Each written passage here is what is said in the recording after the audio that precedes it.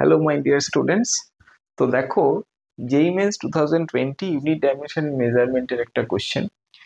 Using screw gauge of pitch 0.1 centimetre and 50 division on its circular scale, the thickness of an object is measured. It should be correctly recorded as screw গেজের problem. তো screw গেজের problem কিভাবে short টাইমে solve করবে দেখো। এখানে screw গেজের একটাই ফর্মুলা, সেটা হচ্ছে least count is equals to pitch divided by circular scale division. তাহলে লিস্ট কাউন্ট যদি আমরা করি, পিচের ভ্যালু দেওয়া আছে 0.1 সেন্টিমিটার, সার্কুলার স্কেল ডিভিশন 50 দেওয়া আছে।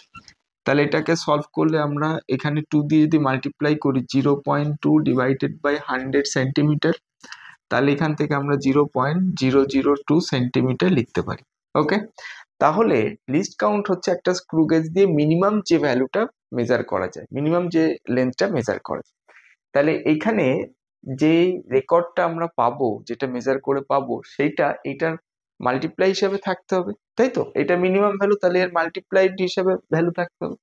চারটে অপশনের মধ্যে দেখো, এইটার এন্ড 3, এইটার এন্ড 5, এইটার এন্ড 1, 2 দিয়ে মাল্টিপ্লাই করলে কখনো এন্ডে আমাদের অড নাম্বার আসতে পারে না, ইভেন আসবে। তাহলে একটাই ইভেন নাম্বার আছে, তাহলে option D is the correct answer. তাহলে দেখলে খুব ইজি। Thank you.